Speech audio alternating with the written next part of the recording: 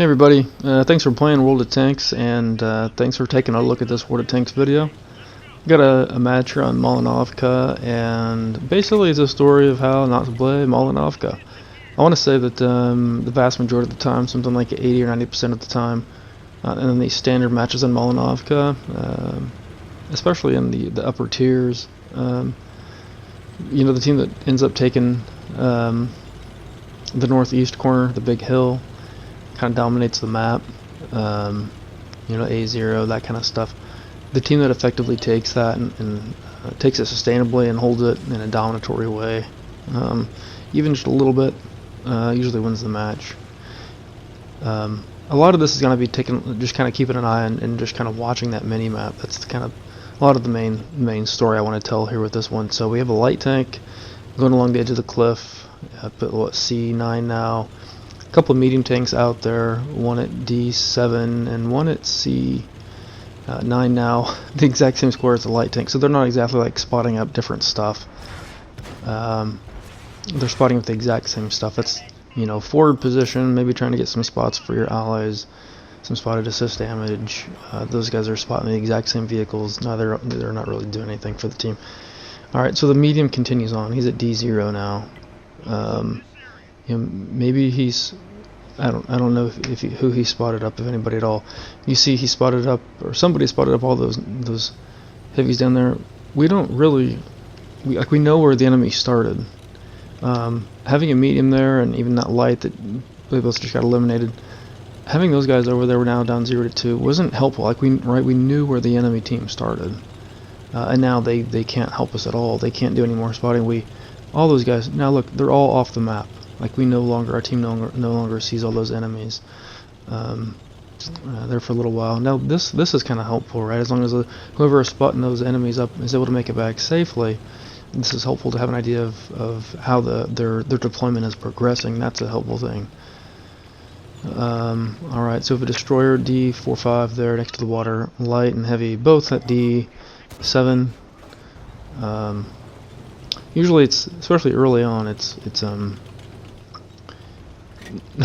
not real helpful to be in the exact same square as your allies, unless you're just trying to swarm, like say A0 here on this map, for example. That heavy tank D7 gets taken out. He was right in the middle. That's not where you want to be on Malinovka. That Lycan and the Scorpion G and down there both get taken out. It's not good to be out in the middle on this map, unless, you know, there are like a few enemy vehicles left at the end or something that you're trying to track down, trying to hunt down and stuff like that. Maybe you're a slow heavy or something, and you're in the middle because that gives you the best line of fire on the map, generally speaking. Other than that, at this point in the match, we didn't really need anybody out there. Certainly not a light tank sitting still, and certainly not a heavy tank, probably really at all. Especially the tier 6 heavy tank and the tier 9 or tier 8 match rather. So I think we had another heavy tank back at like B3 get taken out here not too long ago. Another destroyer down there at A2. Either he's just sitting there from origin, like he never moved, or he wasn't really confident with his Iron Rain, and just kind of sat there at A2, kind of afraid of getting out and doing anything. Not sure. Hopefully it's just where he got spawned and just never moved, like his connection got lost or something and didn't make it back in. I don't know. We're down 2 to 10 here. This isn't going real well. Imagine the green team is not going to win this one.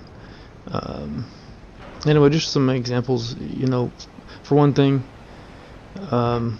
when the enemy spawn spot on the map is revealed to you, which in standard matches it's always next to their capture point, right?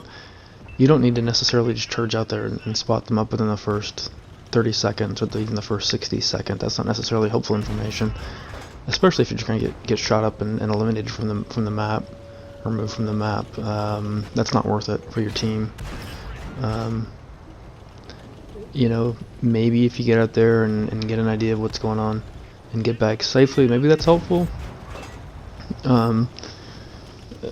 It's not necessarily worth that risk, though. I wouldn't say. Generally speaking, it's not worth the risk. You know, now, sure, within the first, minute or two, kind of getting out a little bit and checking out the early deployment of the the enemy vehicles that are, you know, getting farthest away from their spawns, those that are moving the quickest maybe. Getting some early deployment reads in the first couple minutes or so. Again, as long as you're getting back safely, yeah, that's helpful to know, and that way you can maybe alter your own early deployment according to what is revealed through your team's early spotting. Alright, so here, you know, you kind of saw the way I was fighting that atomic. So he was coming up top here, flanking our guys. You saw the way I was more or less getting ready, keeping, kind of managing the slow rotating turret there. Of course now it's damaged, so it's even slower, but while he was up running around, I was managing the slow speed of my turret, kind of following him around, using the combination of my whole traverse with my slow turret traverse to keep the gun on him, especially keeping the gun on him, you know, as the reload was finishing up there. Didn't turn out well for our team overall. You know, example of how not to play Malinovka. Don't go out and sit in the middle of the map, especially not early on.